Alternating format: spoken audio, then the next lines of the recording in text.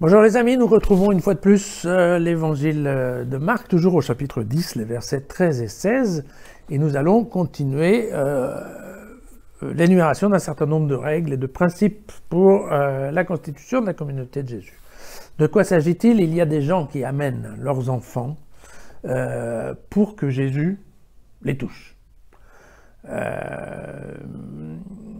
Probablement parce que ça porte bonheur, mais aussi parce qu'il y a un parallèle qui est fait bien entendu avec le livre de l'Exode, n'est-ce pas, dans lequel il y a effectivement la consécration des enfants nouveau-nés, surtout des premiers-nés mâles. Mais donc quelque part c'est ça l'idée. C'est que pour les nouveaux judéo-chrétiens, c'est important si Jésus pouvait toucher leur enfant. Ça, en tout cas, ça ne fera pas de mal.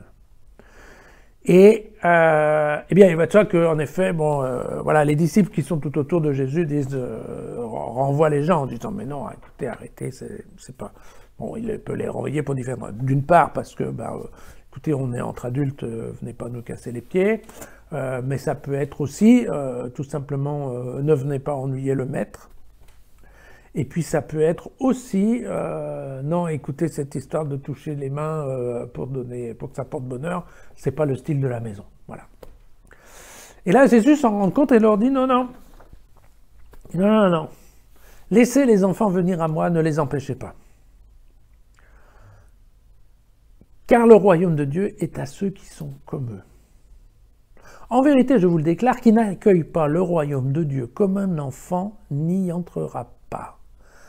Et il les embrassait et les bénissait en leur imposant les mains.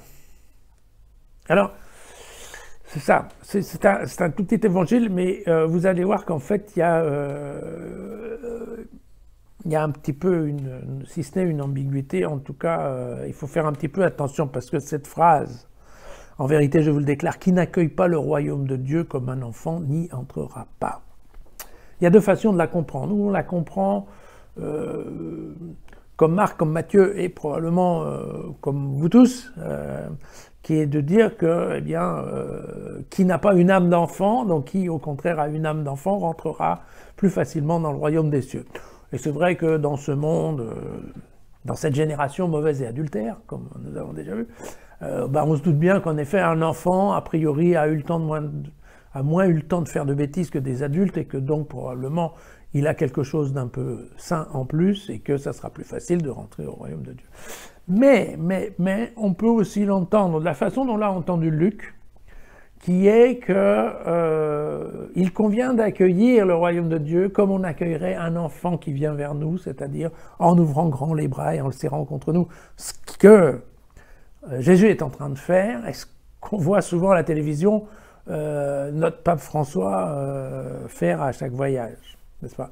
Donc vous voyez qu'il y a un petit peu les deux options. Et ces deux options, alors, il y a aussi autre chose qui peut nous tromper, c'est que pour nous aujourd'hui, l'image de l'enfant, c'est l'innocence. Ah bon, il y en a certains pour qui l'image de l'enfant, c'est le casse-pied, mais globalement, c'est surtout l'innocence. Or, du temps de Jésus, ce n'était absolument pas ça. La caractéristique de l'enfant, c'était l'obéissance et la disponibilité. L'obéissance, pourquoi? Je ne sais pas si vous vous souvenez, mais effectivement, les enfants devaient obéissance à leur mère.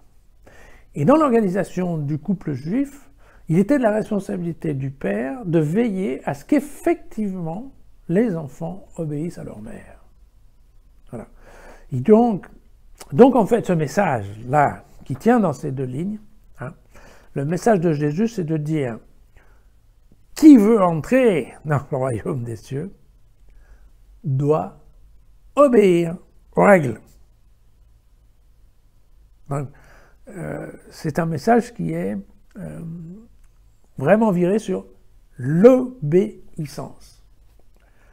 Pas du tout sur le côté c'est pas sur le côté sainteté, puisque on sait bien qu'à la fin voilà, les prostituées, les publicains, les voleurs entreront avant nous au royaume des cieux. Donc vous savez déjà ça. Donc typiquement, c'est pas sur cette question d'innocence que ça compte. C'est la question, vous devez respecter. Si vous voulez rentrer dans la communauté des disciples, portez votre croix, vous vous souvenez, mais en plus respectez les règles. Et donc, comme il vient de nous donner un certain nombre de règles, il insiste un peu en nous disant, il faut vraiment les respecter. Voilà. Ce que n'ont pas compris ceux qui auraient dû se couper les mains et les pieds et arracher les yeux. Bien. Alors voilà, moi aussi, hein, personnellement, je trouvais que c'était bien sympathique, l'histoire des enfants qui couraient vers Jésus, mais la réalité est tout autre. À demain.